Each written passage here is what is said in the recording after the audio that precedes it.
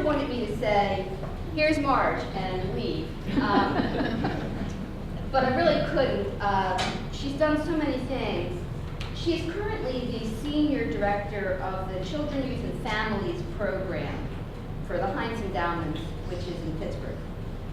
That program seeks to improve the lives of parents, children, and youth by building a statewide early learning system that prepares children for kindergarten and future school success.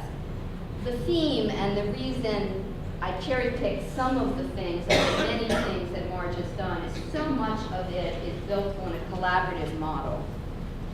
Through her leadership, new program models have been developed that are the basis for system reform by state, county, and other municipal governments. She has a master's degree in social work from the University of Pittsburgh.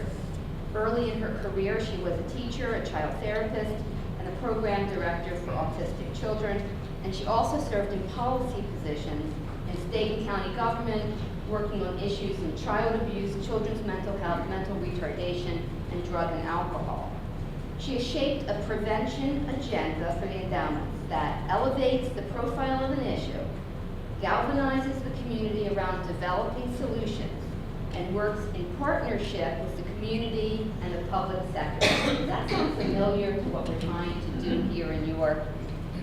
Marge is no stranger to York. She and the Heintz Endowments were early champions here of quality, affordable early childhood education before we knew what we now know about early brain development, and when it was on few people's radar screens. The model of collective action she brought here became focused on our future, which is now led by the United Way, and has transformed early childhood education in New York. I'm almost done. She is past chair of grant makers for children, youth, and families in the Early Childhood Funders Collaborative, which are national networks of foundations and corporations with a broad range of interest in young people from birth to 21.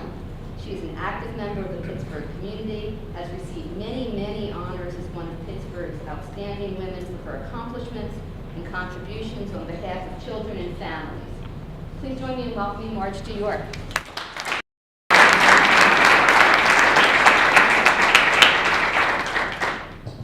I usually have a loud voice, so but they told me to use this. I listen to what York tells me, so I will use the mic for a while.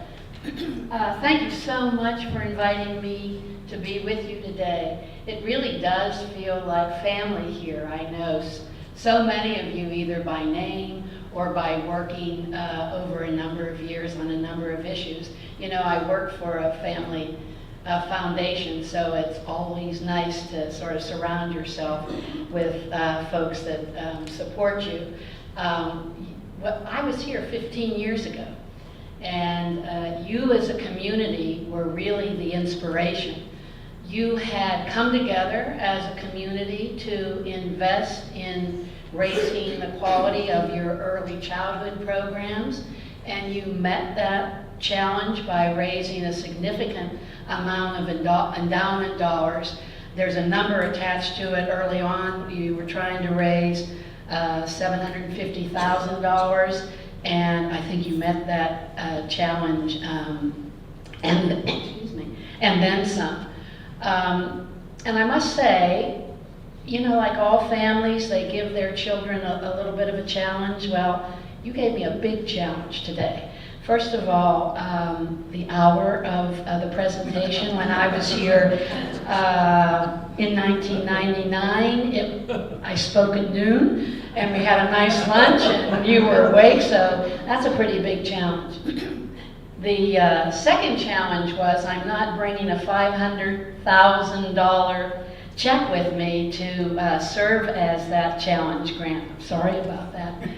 And by the way, when I did bring that grant and that check to you, it was only the third time in the endowment's history that we funded a local initiative outside of the Pittsburgh region. And if that wasn't enough of a challenge, you have asked me to speak to you on a very important day, Election Day. And you in this room can be very proud of a candidate who is running for the governor, and so I would just encourage all of you to get out and vote. I'm going to get in the car, I think around noon, and get back to my hometown and vote as well. So those are pretty big challenges, and I felt I need a little inspiration. So I brought just a 30-second little video that I want you to see because I need some help this morning. And it has nothing to do with nothing, except I like children, like those of you in this room. I have worked my whole life on behalf of children, and this little video reminds me why we need to continue to work hard for making this world a better place for the young children in our life. So let me show you this video and this little girl that I hope will serve as some inspiration for us. If I can get all this working. One of the first things I failed to do is start here, but that's okay. Here she is. When I watch TV, it's just some shows that are pretend. And when you explore, you get more imagination than you already have. And when you get more imagination, it makes you want to go deeper in, so you can get more and see beautiful things. Like the path, if it's a path, it could lead you to a beach or something, and it could be beautiful. So I'm not going to lead you to a beach. I hope you heard her with all her wonderful sentiments about using an imagination. And I'm not going to lead you to a beach, but I hope I can lead you to a place this morning where I can inspire you a bit to work together on some issues that you really care about. You already have. I spent a wonderful evening last night, and part of it was walking in downtown York. You have a beautiful community. It felt good. You have, as you all know, wonderful architecture. I would stop and just look at the beauty of your buildings. And there's so much happening. So congratulations to you all, and thank you to my host last night. We had a wonderful dinner together and talked about many wonderful things.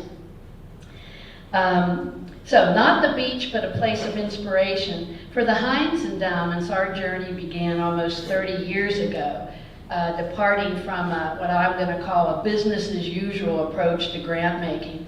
And in some ways, Senator Heintz really triggered the thinking about that. He was a U.S. Senator at the time. He came to staff and said, what have we done? Where are we moving the needle? What are we doing? And we kind of looked at each other and said, well, we've done a lot of good things. Yeah, but, how do you know? And what things? And that conversation with our then, he was chair of the Heintz Endowments, boss, had us all as staff write white papers, look at strategies, and we really did start changing the way we did our grant making. And I say 30 years ago, it has been a journey. We've gotten better at some things. We've made some big mistakes, but hopefully we learn from our lessons. But, we started to do multi-year grant making. We funded evaluation. For me, we learned to say no. That's a hard thing to do, I think, a lot of times. And we said no often, and it was helpful. And there's a whole list of things that we changed about our grant making, but one of the things is the way that we came together with our fellow grant makers to collectively tackle some of the issues that were going on in Pittsburgh. And so let me get back to, I want to take you to my community for a minute, if I can. And so here's Pittsburgh. We have, for many years, we had a poor self-image. We were depressed. Our city really pulled us down. We were struggling with image, and at one point there was talk about, should we have a branding campaign? Maybe that'll help us feel better about ourselves. And so for a long time, there was this pervasive negativity about our city. And in 1991, we were 30 years behind in race issues. Some of that still exists. 20 years later, we were behind on gender issues. And, but I would say, 23 years later, there is an entirely different feel in our community. There is a buzz, there is an excitement. It's fun to be downtown. We've improved our self-image. Our depression has lifted. And we are a fun city to come and visit, and we also are a great city to live in. Sorry for this, I've got lots of things up here, hang on. We've gotten lots of accolades. Up there is, I think, 2 or 3 times we've gotten a ranking of the most... Just tell me when you want to change and I'll change it. I can do it. Yeah, the most livable city. We have great affordable housing. We have some of the best health care in the country. UPMC was rated #1 in Pennsylvania and among the 10 largest health care hospitals in the country. Some people don't agree with this. By one of the rankings, we were ranked as one of the smartest cities in the country. Go figure. You can disagree with that. I think part of it is our universities, our libraries, our museums. We root for our home team.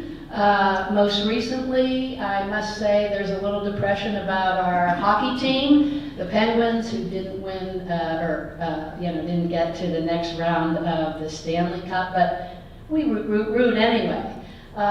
It's a great place to retire. We have a lot of art, a lot of culture, a lot of great things for people to do. We invest in green spaces, and we got a ranking. These are all national rankings that I put here as being a very secure community. So depression lifted, fun place to be, but we leave 1/3 of our population behind.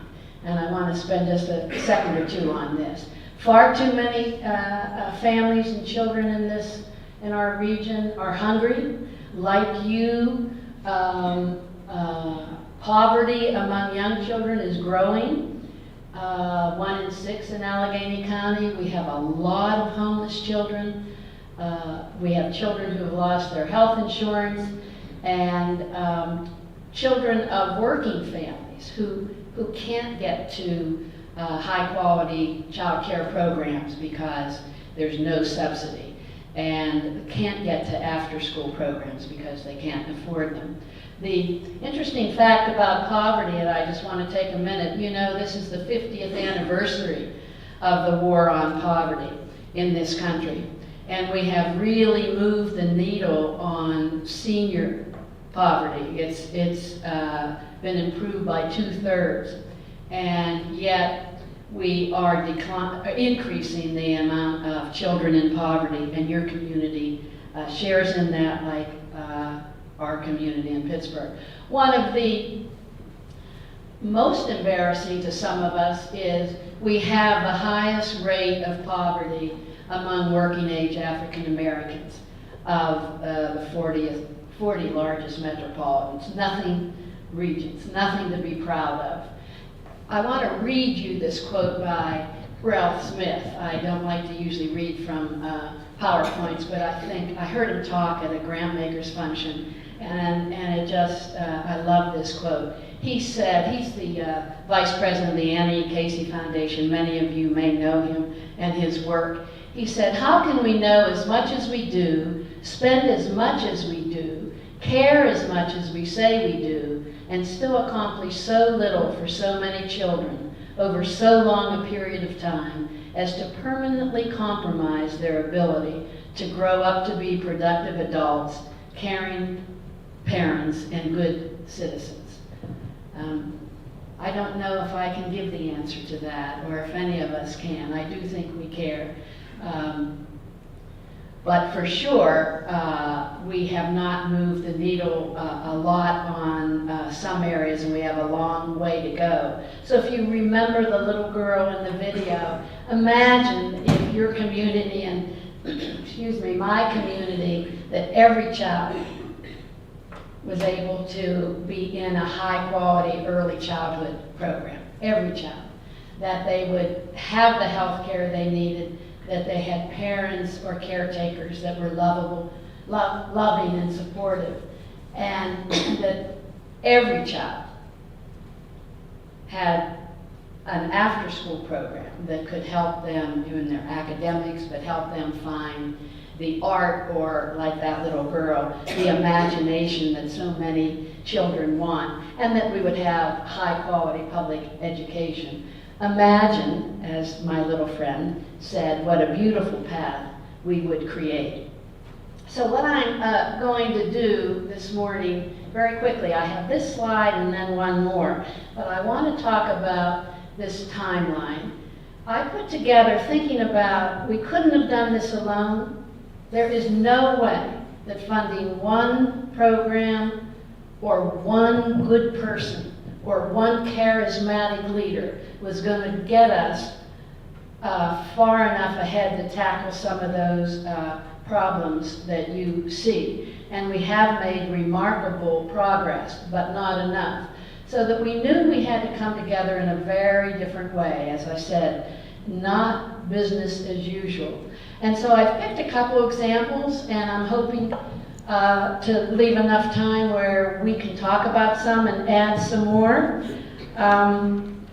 So give me a moment here. The first one is the creation of the Homeless Advisory Committee in 1985. I've been at the Heintz Endowments for a long time, so I almost went back as far as I've been, but not quite. So this first issue is how this advisory committee, almost 30 years ago, helped us tackle what many cities across this country were facing. The visibility of homelessness on our streets. You couldn't not see the problem. And for many reasons, the lack of affordable housing, the growing rates of unemployment. At the time, there were welfare cutoffs by state government, increases in poverty, domestic violence, and the number of people that were being returned to our community from state mental health institutions. There was a combination for those growing numbers.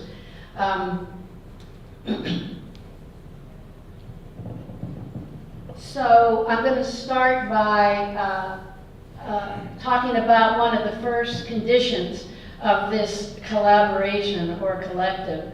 First, you've got to have leadership. And in this case, with the Homeless Advisory Committee, it was our mayor and our county commissioner. I understand you have a county commissioner here this morning. Thank you for coming. I know it's a busy day. And they appointed a 21-person committee, and no surprise, it was the top people in foundations and the religious community and civic leaders and business. And we came together over a period of time. There were some rules of engagement. We weren't allowed to send anyone in our place, and we all knew that. Excuse me. And we met often.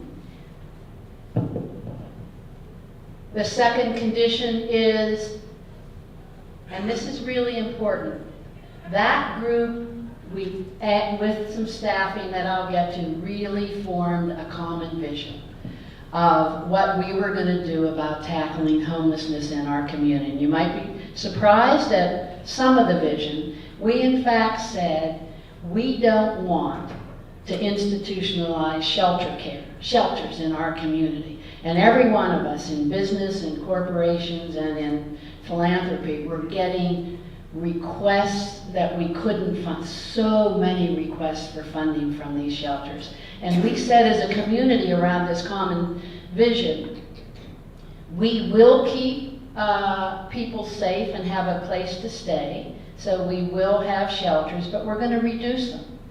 And we're going to fund them by the bootstrap, because we need to move beyond shelter care and to more permanent housing, to more comprehensive services. And that was so helpful to all of us. It allowed me to say to organizations and their charismatic executive directors and their board, no, we're part of this vision in this community, and we're not going to fund shelters, that we're going to keep you operating in a way for a while, but we're going to move beyond that.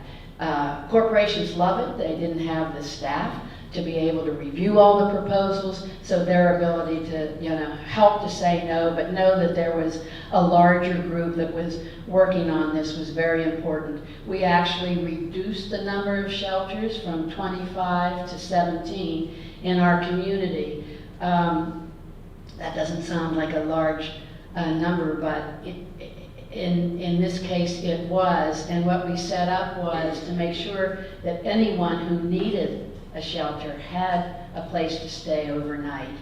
And that's all those shelters were. They were overnight caring of an individual. Every Monday night, our CBS station, KDKA, called the shelters and asked how many people are staying at your shelter tonight, every week. So we got a really real number on generally the number of people that were needing shelter care, and we went from there.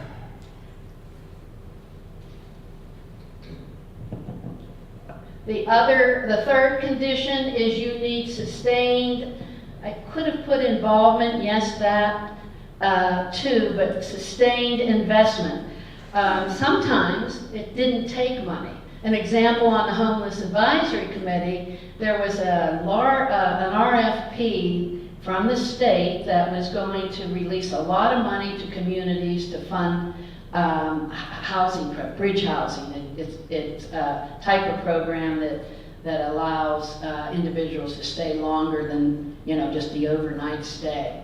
And our community said to our organizations, get together and write one proposal. Pittsburgh will send one proposal into the state and not 15 or 20, and then we only get one little proposal funded, and it's not going to get at the scale that we want. We wrote one proposal, we gave consultant help to those organizations to come together to see how they were going to do it. We got a significant amount of money from the state, and we were able to turn some of those shelters, 7 of them in fact, into bridge housing facilities, which gets us a little closer to more permanency. We, just a few other things on this, we created rental assistance programs. You're going to get a list here, and it's because there's no silver bullet, there's no one right answer. A dollar energy fund was created by local religious groups and social service agencies, and they help families pay their delinquent bills. We created, corporations love this too, an emergency shelter fund in our community foundation, the Pittsburgh Foundation.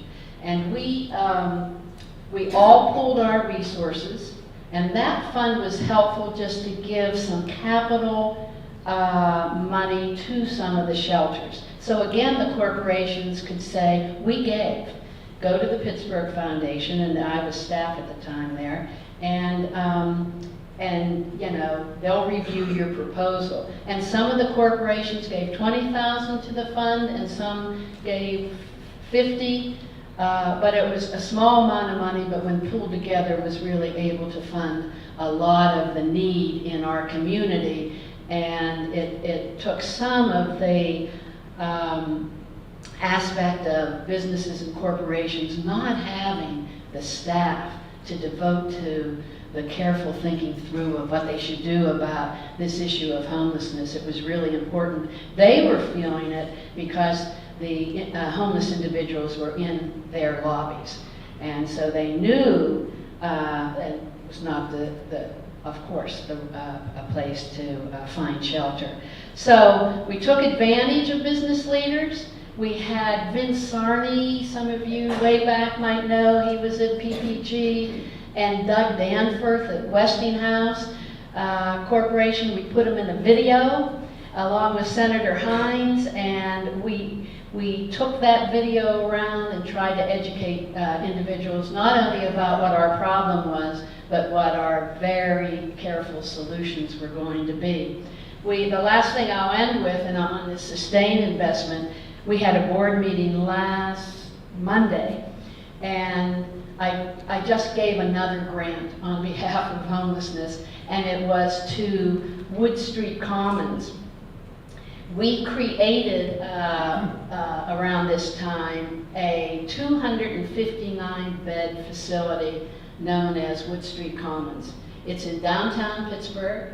You would probably walk by it and not know that there were homeless or near homeless individuals in that facility. It's our old YMCA building. The Y had decided to move down the street and create a health and fitness club in those, to be more responsive to their membership. There was a lot of conversation about what was going to happen to that building, and with the leadership of Senator Heintz and a lot of our community organizations, we saved that building, and it is now affordable housing for 250 homeless and near homeless individuals. And the first 6 floors are rents that from businesses that then support the social services that those individuals need. An amazing model of a program, and I just took another grant to the Endowments to help with some other issues with Wood Street Commons. But sustained investment is really important. Let me move on quickly to the next 1994. We're getting a little better at understanding how we work with this and what we need to make things work and move the needle more than we could do individually. And I want to talk about the Youth Crime Prevention Council. In this case, the leadership was our U.S. Attorney, Fred Tiemann. He's now president of the Buell Foundation, but he cared about the rising rates of juvenile crime. Our community, like again many across this country, was being hit by the prevalence of crack cocaine. We had a lot of gangs and gang activity, and we didn't know what to do about it. And so through the leadership of the U.S. Attorney, he again organized a committee, appointed members, that same formula. Some of the top members of our civic and business and foundation community, but in this case, because the issue was crime, he added 2 new sectors, and one was the media. We were getting day after day horrible coverage of what was happening in communities. It's all you thought was happening in our community, when in fact there were some good things going on. So we had someone from the media on that committee, and the other new sector here were all the individuals that care about crime. And so we had the FBI, we had the chief of police in our city and the chief of police in our county sitting on that committee.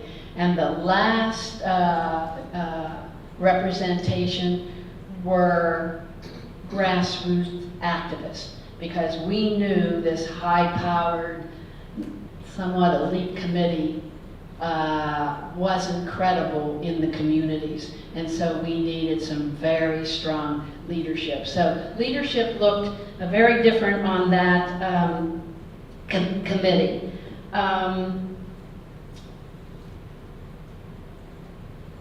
We had a vision to reduce youth crime, and we were very lucky. By the way, the sustained investment, we still have that committee. We changed its name to Youth Futures. We took out the crime prevention because we had moved beyond that. But the other thing in terms of a condition, the fourth one is this, I'm sorry that I talked to, this collective collaboration. The individuals that we're going to have power of persuasion, but credibility in our community. And in this case, as well as homelessness, because they all have these elements, it was really important to understand what data we were going to collect so that we could have what I call a call to arms. We were fortunate to have one of the preeminent scholars at Carnegie Mellon University at the time, Al Bloomstein, and he's internationally known. He's written on crime and juvenile crime. He was very helpful for us to understand what data we had to collect. We also had an organization that collects statistics, the National Center on Crime and Delinquency. So we had some powerful research organizations and individuals that help us work around the data collection issue, and helped us do the what number am I on? 3, 4, 5. The sixth important condition is you need a plan with clear goals. If you just say, boy, we want to fix homelessness, there's no accountability. So we picked numbers and measured ourselves. In this case, there was a very careful plan with clear goals to help us get there. And the seventh was really important for you all who don't have the kind of staff. You need some coordinating body to help you work on these issues. In the case of the Homeless Advisory Committee, we used a preeminent nonprofit called Action Housing. They staffed it for us. They knew about all the federal monies and the state monies and the housing issues, and did all the minutes and came back to us with developing all the measurements. They were very helpful. In the case of the Youth Crime Prevention Council, it was actually staff of our county commissioner, Tom Forrester at the time, who helped us work on coordinating all the activities that were going to take place under this collective committee. Let me read you a little bit of some of the goals.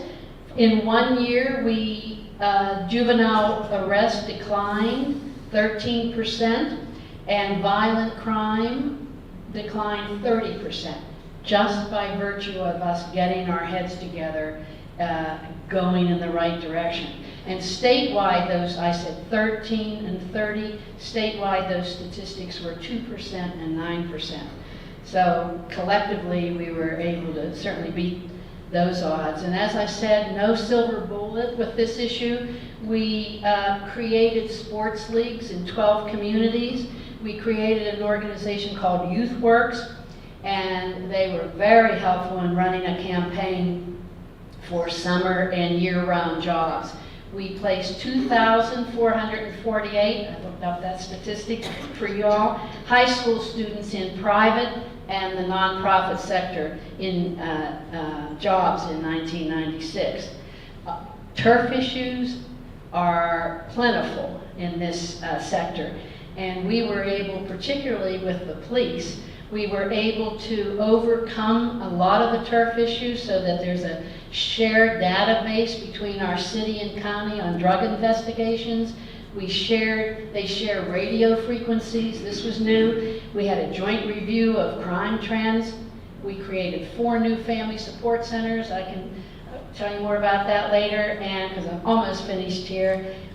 We produced a TV show. I told you all we heard was the negativity about crime. And the show was It Takes a Whole Community to Raise a Child. It was produced in partnership with the Pittsburgh Urban League. And it featured stories about citizens in communities who had done something to reverse the cycle of violence in their communities. Here's the important part. It aired simultaneously without commercial interruptions on all Western Pennsylvania TV stations. Go figure that. You know, that was something in those days, maybe even now. Quickly, let me look at the time here. I'm going to try to end by 8:30.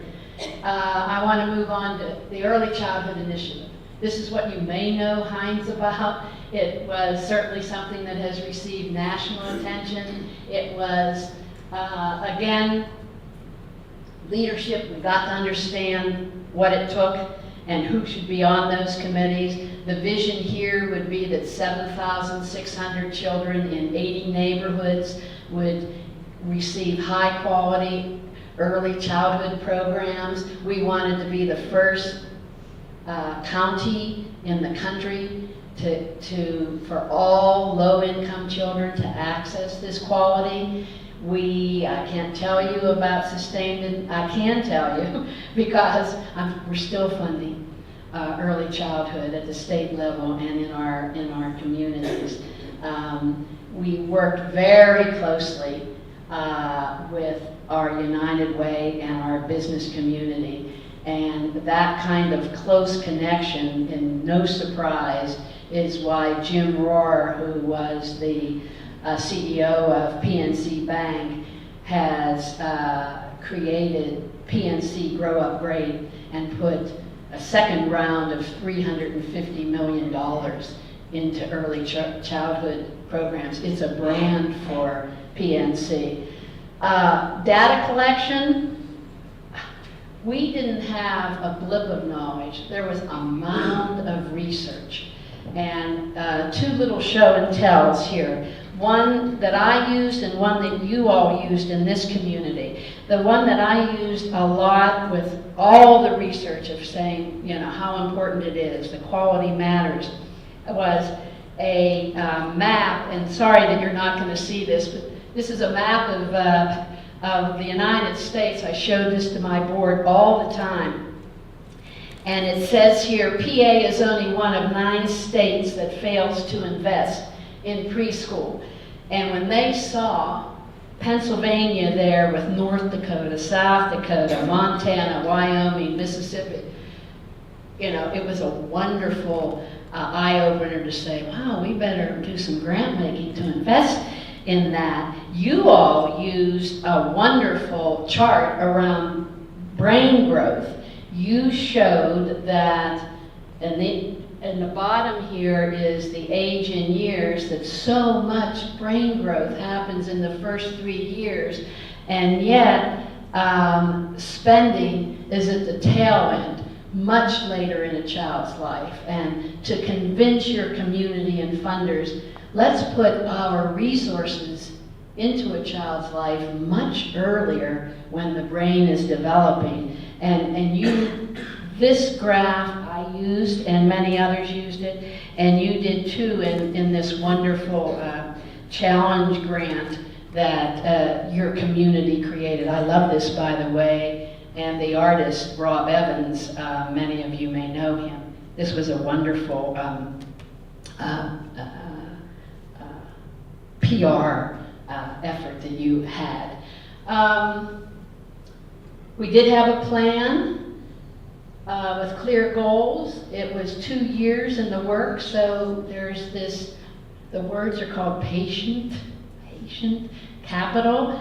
It's what foundations can do. We can take some time. It took a PhD, very skilled, well-known early childhood individual writing her PhD, Jerry Daniel. She was the president of NACI recently, the National Association of Education of Young Children. She wrote her thesis. She on this particular issue, gave us the goals and the plan of how we move forward. The umbrella agency was our United Way because they had access to our business community, and we raised $30 million like this to fund this effort to develop a system of high-quality early care and education programs in the Pittsburgh region. The ninth issue here is advocacy. When you're calling people to arms, you've got to give data, but you've got to educate. We educated all the time, any chance we could. In this case, businessmen would invite their other business partners to our Duquesne Club. It is a private club in Pittsburgh, and we brought individuals in to educate them on this issue. We used every advocacy tool we could find to drum up business. We met with the business community, met with Governor Ridge at the time to try to get him to invest in this issue, on and on and on around the role of advocacy and education. Any chance we could get. For years, we educated on this issue. And the next to the last, actually, is accountability for outcomes. So this story is a wonderful story about how a community was mobilized, how we had all of the above working, we thought, and yet we didn't reach the vision. Some say it failed, others said it was an opportunity to really tee up this issue at a national level and a community who was willing to take it on. We said in our endowments, we've got to find out why it didn't work and what the lessons learned could be so that we could share it with the rest of the community. And in fact, we funded Rand, who is in our, most of you know Rand, but they also have an office in Pittsburgh, to help us publish the lessons learned. And the document is A Noble Bet in Early Care and Education.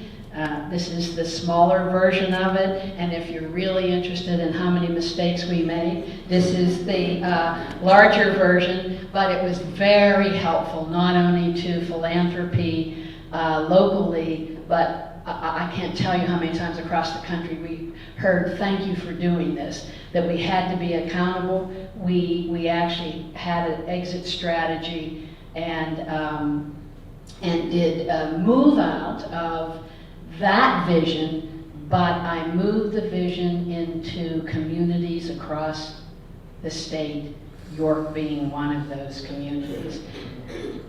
Lastly, on this issue is evaluate and program modification. If you don't have an evaluation of what you do, you don't know.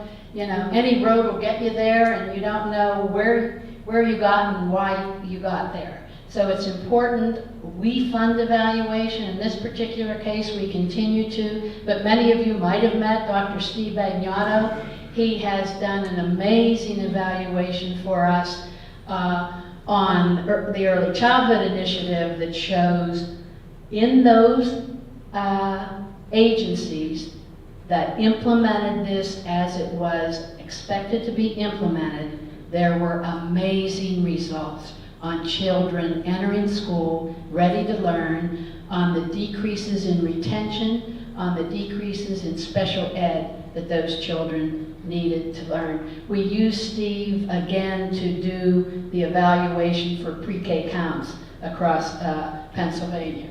So that's the list of 10. You've got to have all of them in some degree or another. The two that I'm not going to go into detail, those initials HSIF, again in '97, I thought if your human service director was here, it would be important to know that in '97, Mark Cherna came to our community a few years before as a result of a search. I was on that committee to completely reform our child welfare agency. And he had started to do that, and then he was given the job of running the aging department, the mental health, the mental retardation, the drug and alcohol. It's now our county Department of Human Services is a $1 billion agency. It has thousands of people in that system, and we created a pooled fund for him at our community foundation, where he comes to a number of funders, there's about 15 of us, and reports to us every about 3 months on issues in the Department of Human Services, and it's money that he can use to get around civil service and other difficulties in county government. It's been a remarkable fund. If you ask anybody in this country of name the top 2 or 3 human service agencies in the country, they will tell you Allegheny County. It's amazing reform that we have undertaken, a lot of it because of this fund. And finally is a new initiative just for the Heintz Endowments, but it's taken some collective action. We are engaging in a place-based initiative. It is in a community called Hazelwood. We had bought with 3 other funders 170 acres of prime territory in a brownfield. It was the site of J&L Steel, and we own that property. It's along the river. It's fabulous. It will be fabulous, but right next door is a community, a low-income community called Hazelwood. And we didn't want development to proceed without connecting to that community. I'm going to end with one more slide and come back to your hang on. Come back to your community. Because you deserve to get a little shout out here. So I chose, because I know it well, what you did around early childhood. In 1993, Pew and Heintz had this grants program that we supported called Focus on Our Future. It was small grants, like $10,000, $20,000, to community foundations to do something on behalf of children and families. Your community did a big something, not just a little something. You took that grant and the data that you knew and the leadership that you were able to put together, and Carolyn is one of those leaders, Bill Zimmerman another, Tom Wolf another, Pete Brubaker, Baker another. I am leaving off some, who are we missing? A lot of individuals that I met that under the aegis of the York Foundation and United Way, you moved the needle big time. Your challenge was you had 8,000 children in care who were in non-accredited or unregulated, that means no one's looking in on these children, settings of unknown quality. You had staff turnover rate of 34%, driven in part by low wages, and only 25% of your staff had degrees beyond high school. But you know, those are daunting challenges, but they weren't for Tom and Carolyn and Bill and Pete. And your vision was to go into these centers, raise the quality. You had paid consultants. I'm going to get some of this right. You created a certificate program, it's known as CDA. You created an associate degree in human development and family studies at Penn State. then eventually a BA. You brought Teach to York, really impressive results. And it led to the challenge grant that Heintz brought, and then finally to another iteration, and I need to just give a shout out to members of your Early Learning Investment Council, who are Daryl Otterson, Bruce Bartels, Robert Baum, Pete Brubaker, Tony Capizzi, and Michael Schmelzer. You have taken on the issue of raising the quality of teachers again. You've lost some quality in your programs. A lot of it is because teachers can't get to the kind of higher ed courses, and you've worked in partnership with York, Harrisburg, and Penn State. My last remark, 2 more seconds. One is, I'd love to come back to this community for a 4th time. Remember I said we've been here 3 times, with only 3 times in our history had we gone outside the community. So just a little challenge to you. I'd love to come back here with another check. And I leave you with that Senator Heintz said to staff a lot of the time. He said, do the doable thing. Do the doable thing. Do it now. And then work on the impossible. Thank you. You don't need to applaud. Thank you very much, but I really want to open it now for some questions.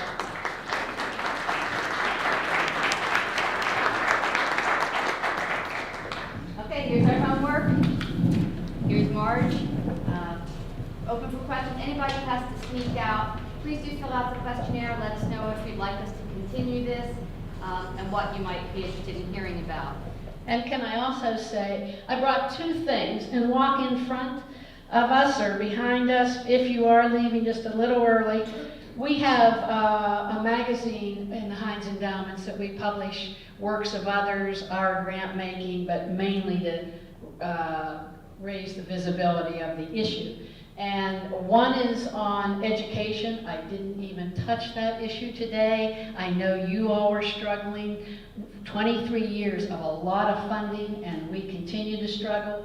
Please read it's a whole magazine devoted to education efforts. And sure, you can pass it out maybe. And the other is, if you're interested in this place-based and what we're doing in Hazelwood, it's a longer story. Invite some of us back, but there's a H magazine that talks about that. Pete. You mentioned that you didn't reach your goal with the Early Childhood Initiative. Could you be more specific on what was the goal and how close did you get? The goal was that there would be 7,600 children in high-quality early learning programs. We got to 3,000, and then the whole issue of welfare reform hit. And requiring, if you recall, families to go back to work to get support benefits from the state. That meant our business plan that said 4 hours of care at quality in centers times $3,000 a child equals X. We didn't have the money because now we needed 10 hours of care.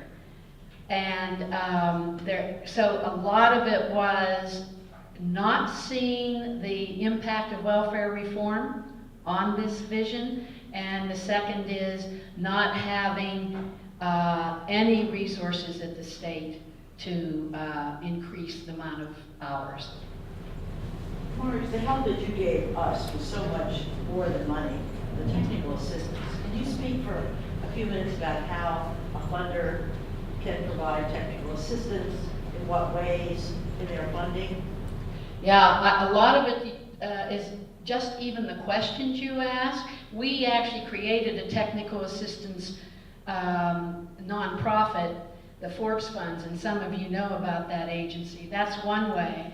But when organizations come to me and they're talking, let's talk about an out-of-school program. We have thousands of out-of-school programs. They all need money because we don't have enough public sector dollars to support those programs.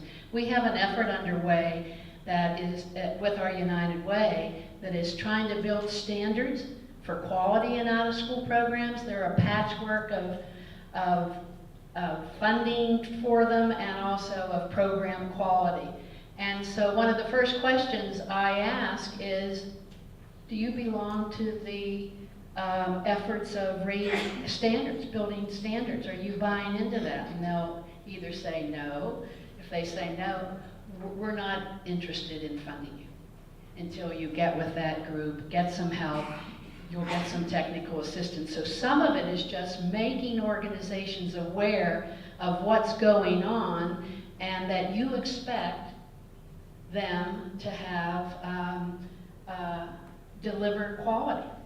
We also, I'm very clear, we've changed the way we do our grant letters, and so when they write proposals, they have to write about the deliverables, what outcomes are 50,000 or 100.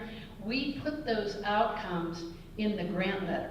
So it's right in front of the board chair and the board. Many of the board individuals didn't even know that they might have known they'd gotten a grant from Heintz, but not really what they were expected to deliver. And if it's a 2 or 3 year grant, we will actually, they have, of course, to write a report before they get the second payment. We ask with early childhood, there's a STARS program. You know about this, 1 to 4 stars. We say to them, are you in the STARS? There's technical assistance to help agencies and child care programs improve their quality. If they say no, all the Pittsburgh funders won't fund that agency. And they know, because if we don't help, the state, if we keep funding agencies that aren't delivering best practice, then we're part of the problem. We give technical assistance all the time. We'll pay for consultants to help agencies. Randy, just a comment, and I think, Bob here? Yeah.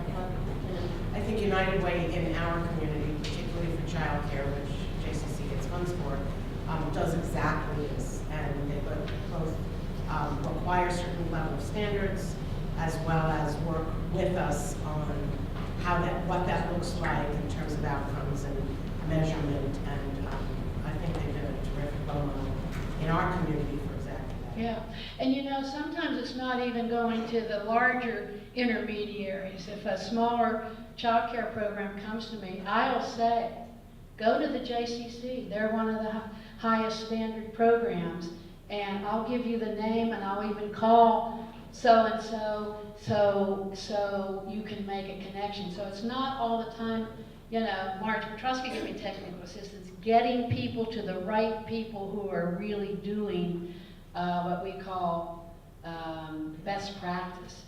Our county Department of Human Services is about to institute contracts called pay for performance.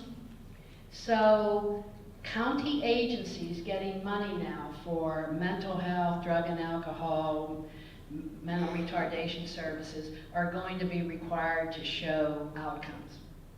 And what the foundation community has done is help support the technical assistance to help those agencies get to those outcomes.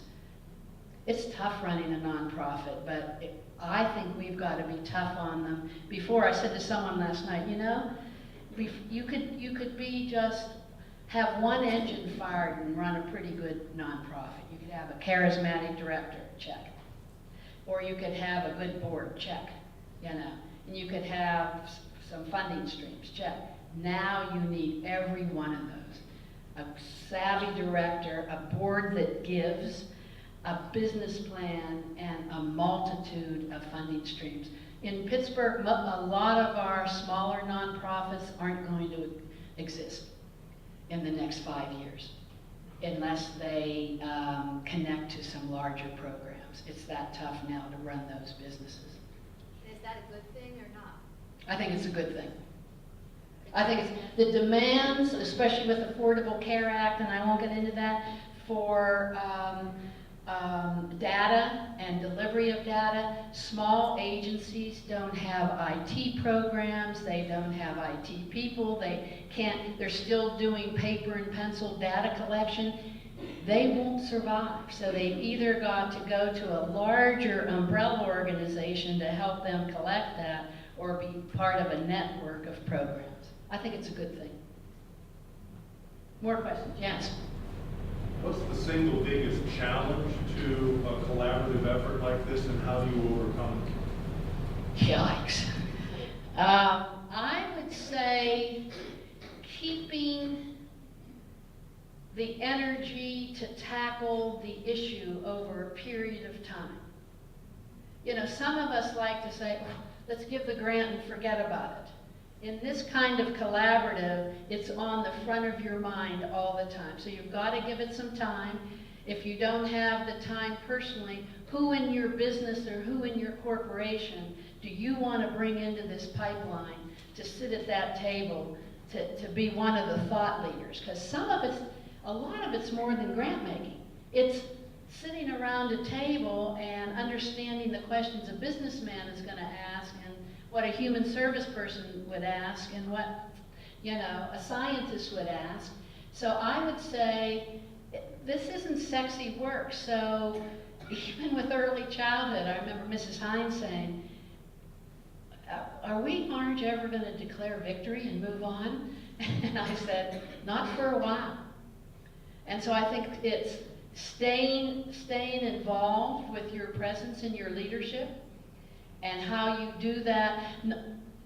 Now, that homeless advisory committee, I'm no longer on that, so I don't mean 20, 30 years I'm on a committee, but for 3 to 4 years of tackling some of these issues, your presence has to be on that committee.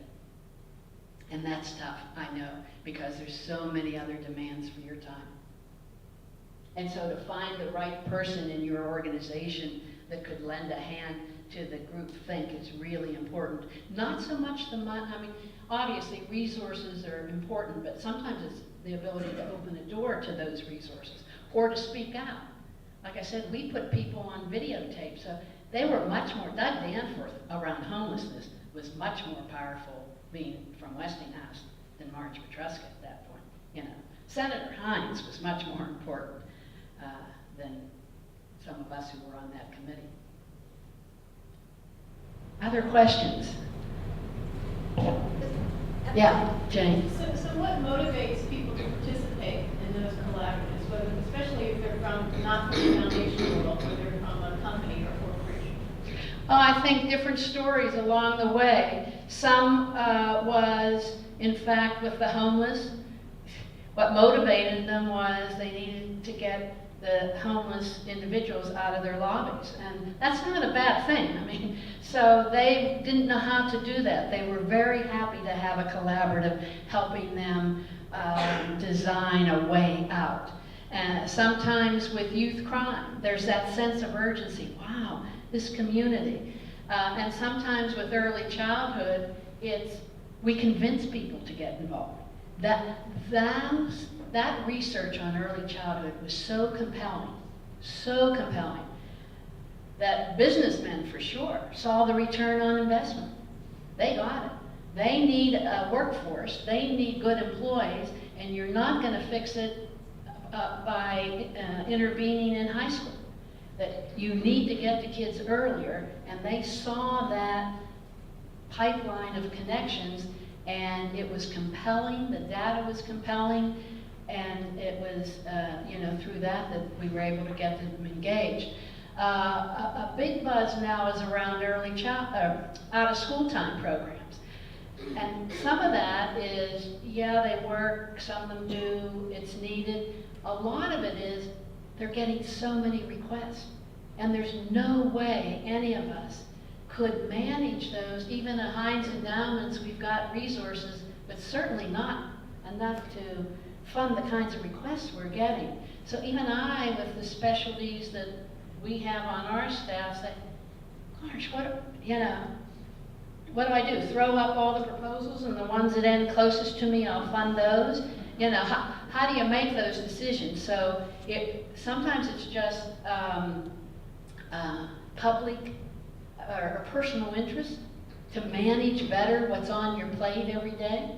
Out of school time in Pittsburgh is one of those issues. We need more money, we need to get more from Harrisburg, and Harrisburg needs to get more money from the federal government. We don't get our fair share of 21st century funding that helps fund out of school time programs. So you rally around that like we are in our community. You find out how much 21st century funds you're getting from Harrisburg, and you look at you're getting about this much. You want that money. You deserve that money, and your kids need that money. Because some of these wonderful schools that you're creating, I walked by the regional charter school. They can't do that alone. They have those kids 6 hours. They need the out-of-school time programs to help connect them to a lot of things that matter to families and kids. Did I get there? A different reason. I know you're doing urban revitalization. I feel it in your community. I've walked your streets. So who's being left behind? How are you connecting? There's a big interest in Pittsburgh of getting this new leadership.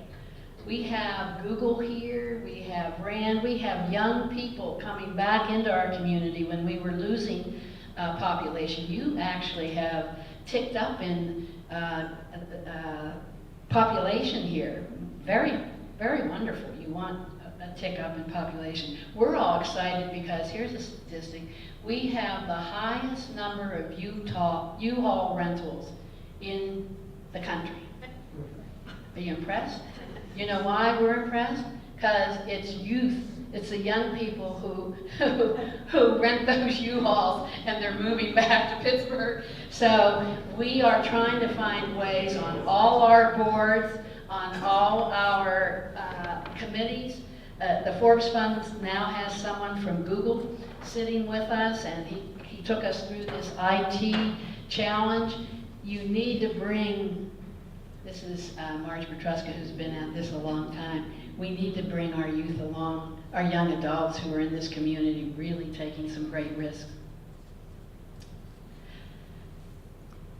It's 5 to 9. We promised you that you would get out to vote. I hope I tried mightily to give you some inspiring stories. Not so inspiring as that young little girl, but I hope it just whet your appetite enough to do what's doable. Come together around something. You may already have that something, and invite me back, and perhaps with a check the next time. If that doesn't whet your appetite, I don't know what is. Thanks very much.